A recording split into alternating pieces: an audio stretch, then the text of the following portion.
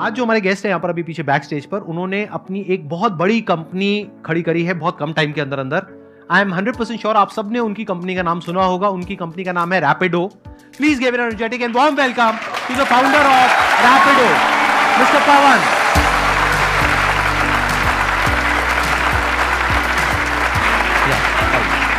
Little bit. Hi. Same here. Please have a seat. आप में से कितनों ने रैपिडो कंपनी का नाम सुना है? ऑलमोस्ट सबने किया। कितनों ने यूज किया है? अच्छा, सबने यूज भी किया है। अरे ग्रेट, आपके तो सारे कस्टमर्स बैठे हैं। Exactly, always happy to meet my users. Whatever language you are comfortable in, you can speak in that language, whether it's English or Hindi. और English. यहाँ पे सबको हाँ और इंग्लिश। यहाँ पे इंग्लिश बोलने में सबके हाथ टाइट है, इंक्लूडिंग मी। लेकिन समझ हम सबको आ जाती है।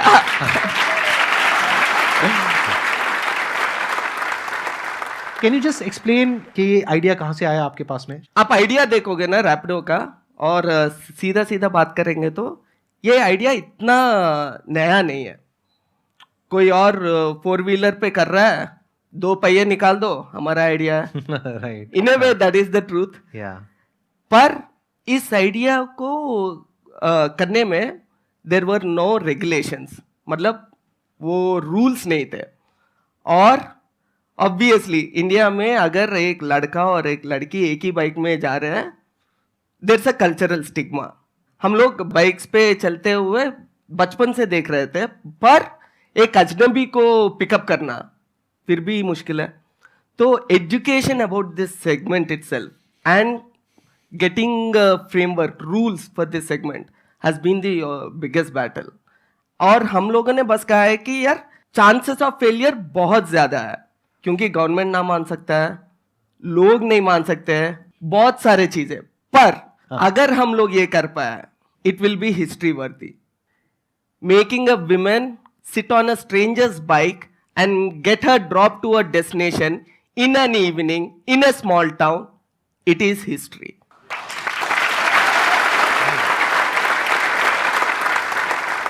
सबसे बड़ा चैलेंज मुझे ये नजर आ रहा है कि जब आपने शुरू किया उस टाइम पे कोई प्रॉपर गवर्नमेंट की रेगुलेशंस नहीं थी। इन द सेंस ऐसा नहीं था कि 2 व्हीलर के पीछे ये येलो कलर की नंबर प्लेट लगी हुई है जैसा टैक्सीज के अंदर होता है ना, और क्लियर डिमार्केशन हो कि ये कॉमर्शियल यूज के लिए है, ये पर्सनल यूज के लिए है। तो आपने इस चैलेंज को कैसे मीट आउट किया? जब कोई गवर्नमेंट रेगुलेशंस थी ही नहीं, तो क्या आपने पर्सनल व्हीकल से ही शुरू कर दिया या गवर्नमेंट से अप्रूवल लिया? कैसे इस चैलेंज को कैसे ओवरकम किया? तो ये चीज है कि यार प्रोविजन है, हम लोग पूरा लॉ पढ़ेंगे, बिजनेस करने के लिए हर एक प्रोविजन है, और उसी तरह बाइक को टैक्सी में कन्वर्ट करने का प्रोविजन है। पर यही हुआ था कि यार कोई जाकर गवर्नमेंट से अब तक नहीं पूछा है, अरे मुझे बाइक को टैक्सी में कैसे यूज कर सकता हूँ। लॉ में प्रोविजन है पर पूछने वाला नहीं था। और हमारे पूछने के बाद आज के टाइम पे more than 10 states have recognized bike taxi, more than 6 states have legalized bike taxi in their states, and now अब यहाँ तक चला गया है कि यार लोग, even governments are pitching this as a job creation proposal in their manifesto. अच्छा, अरे ग्रेट। देखो यहाँ पर एक बहुत बड़ी चीज है हम सबके लिए सीखने वाली, कि बहुत बार क्या होता है कि जैसे ही कोई आइडिया आता है हमारे माइंड में बिजनेस से रिलेटेड या कोई भी स्टार्टअप से रिलेटेड, तो सबसे पहला थॉट क्या आता है कि ये तो हो ही नहीं सकता। क्यों? क्योंकि आज से पहले हुआ ही नहीं है, तो ये करना बहुत मुश्किल है। हो सकता है वो इतना मुश्किल ना हो। इन्होंने देखा जाए तो कुछ बहुत ज्यादा नहीं किया, इन्होंने सिर्फ अप्रोच किया, तो कोई बहुत मुश्किल नहीं है। इट्स एज गुड एज कि आप 10 जगह पे गए इंटरव्यू देने के लिए और 10 में से 9 ने ना बोल दिया, 1 ने हाँ बोल दिया। कि आप अलग अलग स्टेट गवर्नमेंट्स के पास में गए, आपने अप्रोच किया और किसी एक ने हाँ बोल दिया। जैसे ही हाँ बोला, इनका काम शुरू उस स्टेट से। तो फंडिंग आपने क्या शुरू में बूटस्ट्रैप से शुरू किया था या शुरू में डे 1 से आपने फंडिंग उठा ली थी? कैसे किया था? नहीं, यहाँ इस आइडिया को शुरू करने में एक और बड़ा सा ऑब्स्टिकल है फंडिंग। क्योंकि जैसे कि मैं बात कर रहा था, उस टाइम पे ऑलरेडी 2 ऐसे कंपनी है, बड़े कंपनी है, जो ऑलरेडी बहुत बड़ा फंडिंग उठा चुके हैं। उनके पास ऑलरेडी $1 बिलियन है। और ये आइडिया भी ऐसा है कि यार वो 4 व्हीलर के लिए, 4 व्हीलर के लिए कर सकता है, 2 व्हीलर के भी कर सकता है। बिल्कुल। और लोग, हम फॉर द फर्स्ट 2-3 years जब हम लोग शुरू किए थे सब लोग यही बोल रहे थे यार उससे टक्कर कैसे लोगे, पर हमें पता था कि यार अगर मैं इस प्रॉब्लम स्टेटमेंट को फोकस करूं और सिर्फ इसी पे ध्यान दूं तो मैं पक्का उनसे बेहतर कर सकता हूं। और वो मकसद नॉट जस्ट मी, मेरे पूरे टीम को भी बस यही बताया था कि यार वो लोग कर रहे हैं और करेंगे भी, और उसके पास पैसे भी है। हमारे पास ना पैसे है, ना रिसोर्सेस है, ना ब्रांड है, तो हम लोग जो भी कर रहे हैं उससे 5 गुना एफिशिएंट होना है, क्योंकि हमारे पास इतने पैसे नहीं है। और अगर कस्टमर और ड्राइवर, हम अपने ड्राइवर्स को कैप्टन्स करके बुलाते हैं, कस्टमर और कैप्टन अगर सोचे यार मुझे रैपिडो क्यों डाउनलोड करना है, उसके पास सीधा सीधा आंसर होना है। तो वो सॉल्यूशन, वो वैल्यू क्या है, चलो फिगर आउट करता है। तो ऐसे सोचते सोचते हम लोगों ने बहुत सारा नए चीजें करने के लिए मिला है। जैसे कि 2015 में जब हम लोग शुरू किए थे, ये यूपीआई के पहले था, पर हम लोगों ने सोचा है कि यार बाइक टैक्सी कोई भी ज्वाइन कर सकता है, और हम लोग बोलते हैं कि यार be your own boss by joining in Rapido. वैसे ही बाकी कंपनीज भी बोल रहे थे अपना खुद का मालिक बनो, ड्राइव करो, टैक्सी ड्राइव करो, खुद का मालिक बनो। हम लोग भी बोलते थे कि यार रैपिडो ड्राइवर बनो, खुद का मालिक बनो। पर मालिक का क्या मतलब होता है? मालिक का ये मतलब होता है कि यार अपना आप कुछ कमा रहे हो, वो आपका पैसा है। बाकी कंपनीज में हम लोगों ने देखा है वहां पे वीकली सेटलमेंट होता है, मंथली सेटलमेंट होता है। मतलब जो भी पैसे कमा रहे हो आपको 1 हफ्ते के बाद मिलता है या 1 महीने के बाद मिलता है।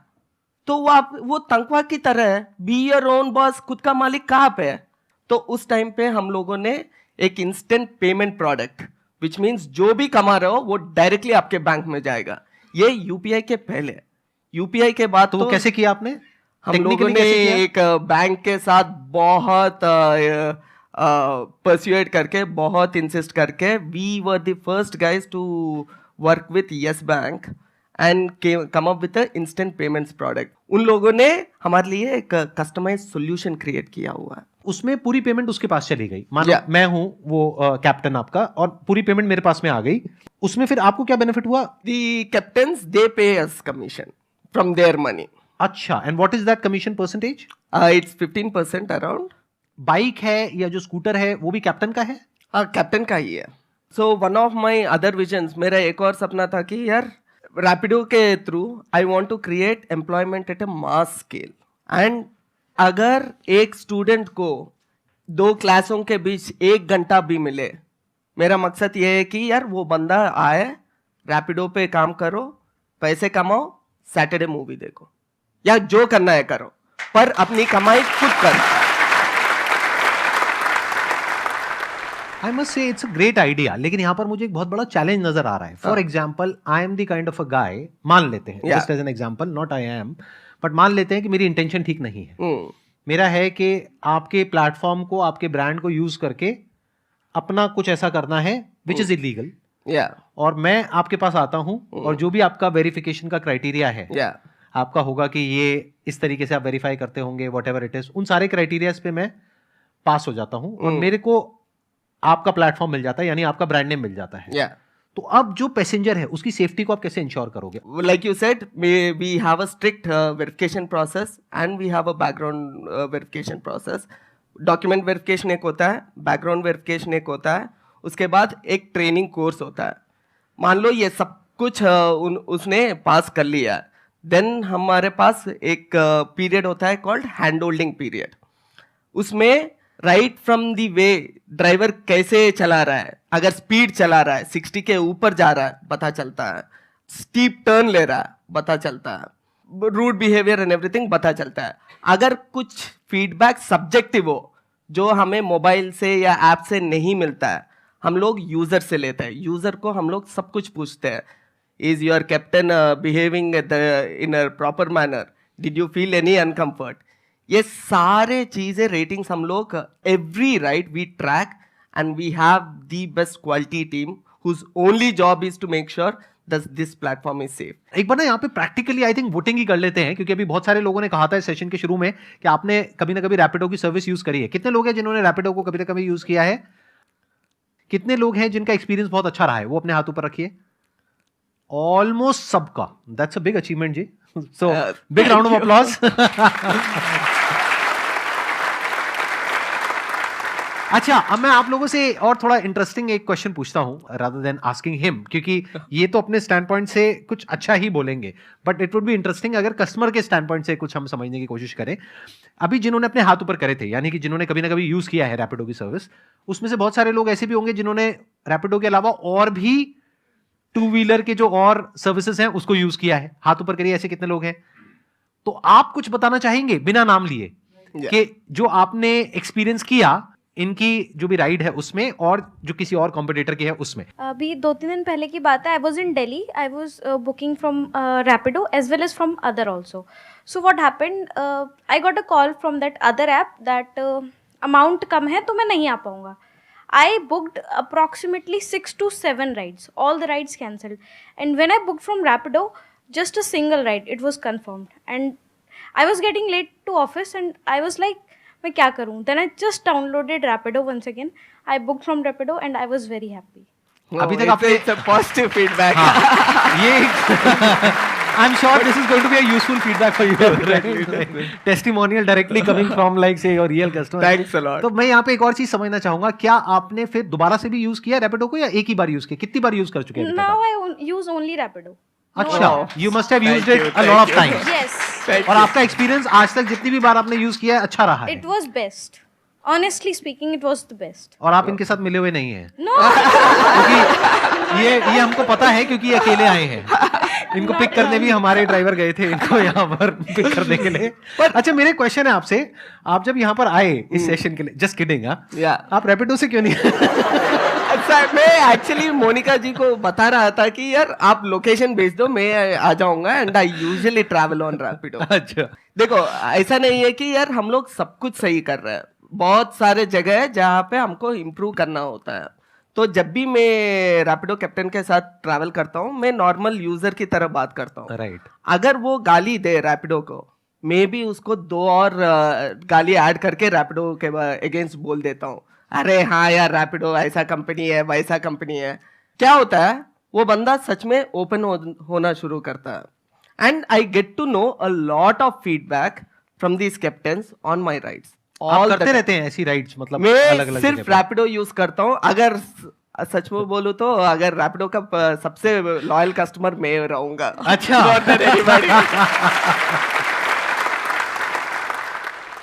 सर नमस्ते, मेरा नाम शुभम है और मैंने रैपिडो कैप्टन के तौर पर काफ़ी मंथ्स काम किया है. और जब मैं कॉलेज में था तो फीस के लिए मुझे रैपिडो एज अ कैप्टन काम करना पड़ा, तो बहुत ही कन्वीनियंट रहा. मेरी 3000 फीस जाती थी मंथ की और मैं बहुत इजीली उसको अफोर्ड कर पाता था क्योंकि मैं काम कर रहा था. आप महीने का कितना अर्न कर लेते थे वहां से? सर मैं पार्ट टाइम करता था ऑब्वियसली. हाँ, पार्ट टाइम करते थे. कितना अर्न 5 करते to थे? 10 करता था मैं पहले, तो मुझे 400-500 हो जाते थे दिन के. हाँ, विच इज वेरी गुड. अगर मैं अपने ऊपर भी रख करके देखूं, there was a point in time in my life कि जब मेरे पास में ऐसा कोई ऑप्शन नहीं था कि 18-19 साल की एज में अगर लाइसेंस तो है और एक टू व्हीलर भी है, बट पार्ट टाइम अगर 400-500 रुपए मिलता है तो नॉट बैड ना. तो ये एक अच्छा पॉइंट है. I think this is a very big point. अगर ये वेस्टर्न कंट्रीज देख रहे हैं, यूएस और कोरिया ऐसे कंट्रीज, वहाँ पे 16-17 साल से यूथ हमारे लोग डायरेक्टली पार्ट टाइम जॉब्स करना शुरू कर सभी करते हैं. हाँ, राइट. पेट्रोल बंक में या कन्वीनियंस स्टोर पे, किराया कहीं पे भी. पर हमने देखा है कि यार इंडिया में पार्ट टाइम अपॉर्चुनिटीज बहुत कम है. राइट. जो बोले कि यार मैं सिर्फ 2-3 घंटा करता हूँ, मैं सिर्फ वीकेंड्स पे शाम को करता हूँ.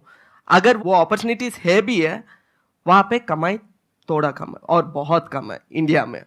तो इसलिए हम लोगों ने ये मकसद रखा है कि यार क्यों ना हम लोग रैपिडो के थ्रू ये पार्ट टाइम वाला कल्चर इंडिया को इंट्रोड्यूस करें. विच इज़ वाई जो इसके साथ चैलेंजेस आते हैं, जैसे कि आपने बताया चैलेंजेस आते हैं, बहुत सारे लोग नए लोग आ रहे हैं और बहुत सारे लोग निकल रहे हैं. तो हमको क्वालिटी हमेशा रखना चाहिए, टॉप नॉच रखना चाहिए. ये इजी काम नहीं है, ये बहुत मुश्किल है, पर हम लोग ऐसे ही ये प्रॉब्लम को सॉल्व करना चाहते हैं. This is again a very big quality of an entrepreneur. ध्यान से समझना. देखो क्या होता है, हमेशा एज एन एंटरप्रेन्योर आपके पास में एक आसान रास्ता होगा, एक मुश्किल रास्ता होगा. आसान रास्ते पे क्या होता है, चल करके आप कहोगे हाँ ये फटाफट से हो जाएगा, चलो यही कर लेते हैं, बट वो लॉन्ग टर्म में जाकर के मुश्किल हो जाएगा, क्योंकि जो आसान होगा वो तो आपका कॉम्पिटिटर भी कर लेगा, कोई भी कर लेगा, बट जो मुश्किल रास्ता होता है उस पर कॉम्पिटिटर जल्दी से नहीं चलेगा। और अगर आप चल करके कुछ बिल्ड कर दोगे तो वो रास्ता इतना लंबा होता है कुछ क्रिएट करने का, कुछ बिल्ड करने का, कि कॉम्पिटिटर्स उसको नहीं चुनते हैं। तो ये एक डिफरेंशिएशन क्रिएट हो जाता है आपके बीच में और बाकी कॉम्पिटिटर्स के बीच में। छोटे छोटे से डिफरेंसेस होते हैं जिसकी वजह से बहुत बड़ा डिफरेंस आ जाता है लॉन्ग टर्म में, अगर क्यूमुलेटिव बेसिस पे देखा जाए। लेकिन मेरे को एक बात समझ नहीं आई, आपने कहा कि आप दिन का 400-500 रुपए कमाते थे, क्योंकि अगर एक राइड पे आपको 30 रुपए मिल रहा है, 30 में से 5 रुपए इनको मिला, 25 रुपए, तो इसका मतलब आप पार्ट टाइम बेसिस पे कर रहे हो। तो कितनी राइड्स कर लेते थे आप? सर मैं डेली अराउंड 7 to 8 राइड्स मेरी हो जाती थी 5 घंटे के अंदर अंदर। और एवरेज अमाउंट कितना होता था एक राइड का? सर वो तो डिफरेंट रहता है। अगर हमें 1 किलोमीटर जाना है तो ऑब्वियसली कम अमाउंट है। हाँ। अगर 10 to 15 किलोमीटर जाना है तो उसका 150 रुपीज के अराउंड मिल जाता था। अच्छा, तो एवरेज मान लेते हैं 60 रुपए के आसपास, हाँ है ना? और 10 राइड अगर आपने करी तो 400-500-600, हाँ ठीक है, हाँ। कैलकुलेशन ठीक है सर। एक आपने बहुत सही गेस किया है। हमारा एवरेज टिकट साइज है 60-65। इससे प्रूव हो जाता है कि चोट सिर्फ मेरे हाथ पे लगी है।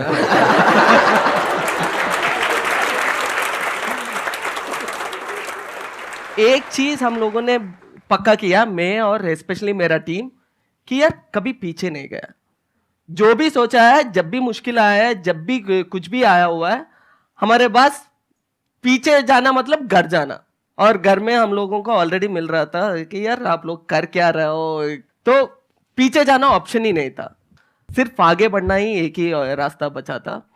तो we kept on solving and after like 3-4 years then people started to take notice of Rapido। अगर आप सब लोग से पूछता हूं आपको Rapido कब पता चला है, बहुत कम लोग होंगे जो 6 साल पहले, 4 साल पहले, जो भी पता होगा आपको रिसेंटली पता होगा।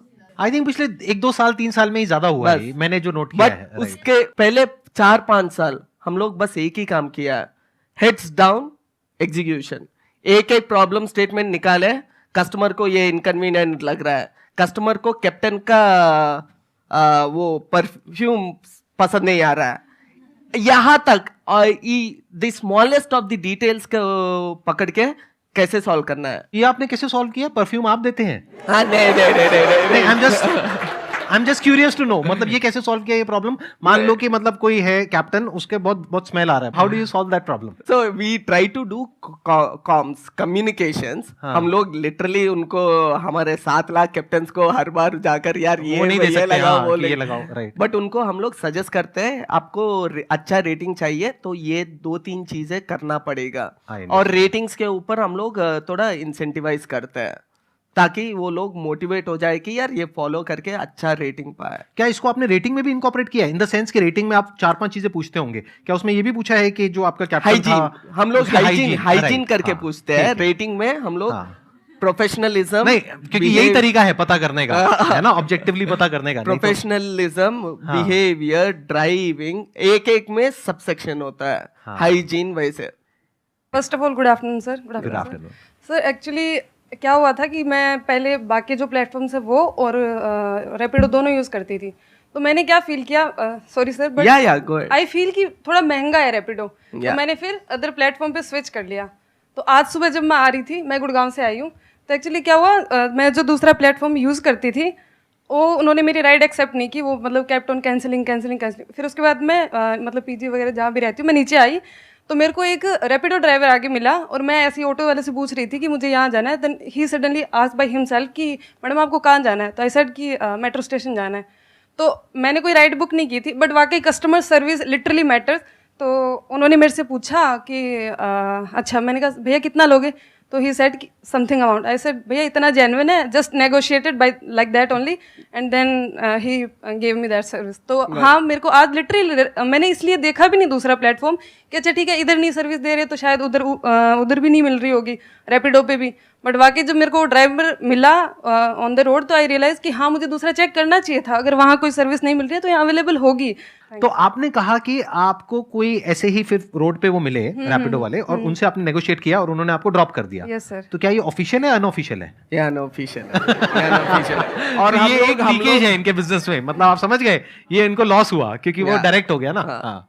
नहीं, लॉस से ज्यादा हम लोगों का पहला कंसर्न ये होता है कि यार हम लोगों ने ये कॉन्सेप्ट इंडिया में लेके आया है अब, और हमें बताया कि यार ऐसे अलग से लोग पिकअप कर सकते हैं, पर कहीं पे कोई भी हादसा होगा नाम आपका आएगा, नाम रैपिडो नहीं, कैटेगरी का आएगा।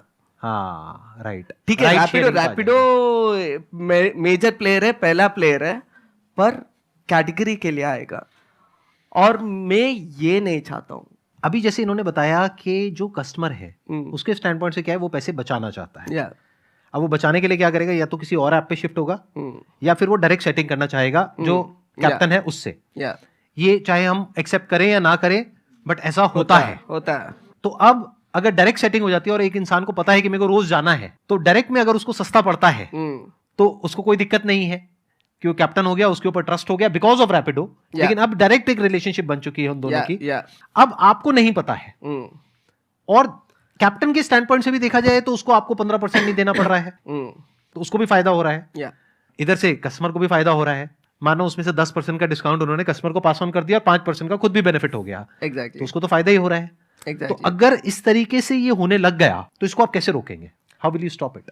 तो दो चीज है। ये हम लोग 15% ले रहे हैं, पहले हमको लगना चाहिए कि यार मैं ये 15% क्यों ले रहा हूं, क्या वैल्यू ऐड कर रहा हूं कैप्टन को। एक बंदा यहां से पिकअप करके वहां दूसरे अनजान जगह पे जा रहा है, अब वहां पे उनको शायद कस्टमर, जान पहचान कस्टमर हो सकता है, ना हो सकता है, हम लोग उनको वहां पे कस्टमर तो दिलवा रहे हैं। जब भी हम लोग दिलवाएंगे तब हम लोग 15% लेंगे, तो हम लोग वैल्यू ऐड कर रहे हैं। हम लोग बस यही सोचते हैं कि यार ये लोग डायरेक्टली जा रहे हैं, इसका हम लोग कंसर्न सिर्फ सेफ्टी पे है, बट वैल्यू पे नहीं है। हमारा प्रॉब्लम स्टेटमेंट ये होता है कि यार ठीक है वो लोग डायरेक्ट कर रहे हैं, हम लोग और कैसे वैल्यू ऐड करके कुछ ले सकते हैं। And we are coming up with solutions wherein we say कि यार मैं अगर आपसे 1 रुपए ले रहा हूं, उसके लिए आपको वैल्यू दिख रहा है कि नहीं। वैल्यू नहीं दिख रहा है, आज नहीं तो कल, कल नहीं तो परसों, वो होना ही है। तो एक सिंपल सा मैथ बता देता हूं। हमारा कैप्टन 1 घंटे में 100 रुपए कमाता है। कैसे कमाता है? लाइक एक 1.6 राइड्स, 1.7 इज 1 घंटे में 1.6 राइड्स करता है। सो मोटा मोटा 100 रुपए बना लेता है। अगर वो मान लीजिए खुद एक कस्टमर को अपने खुद से सोर्स करता है, हम लोग जुगाड़ू है, पर वैसे एट द सेम टाइम हमारे लिए 5 मिनट कभी 5 मिनट नहीं है, 5 मिनट 15 मिनट हो सकता है। मैं एक कस्टमर को पिकअप करने गया 9 o'clock, बोलता है भैया मैं नीचे निकल रहा हूँ, नीचे आ रहा हूँ, बस 2 मिनट। वो 2 मिनट होंगे 15 मिनट का 20 मिनट हो जाएगा। Right 15 minute. हाँ, इसका क्या मतलब हुआ है? वो 15 मिनट वो बंदा कुछ अर्न नहीं किया है। अगर 1 घंटे में 100 रुपए कमा रहा है, 15 मिनट का वैल्यू कितना होता है? 25 रुपए। अगर वो ये 15% नहीं देना चाहता है, वो इससे झेलना पड़ेगा, क्योंकि वो कस्टमर को कुछ बोल नहीं सकता। हमारे पास कैप्टन अगर कस्टमर ज्यादा वेट करवा रहा है, वेटिंग चार्ज होता है। वहां पे ट्रस्ट रिलेशनशिप ना, वो वेटिंग चार्ज थोड़ी पूछेगा।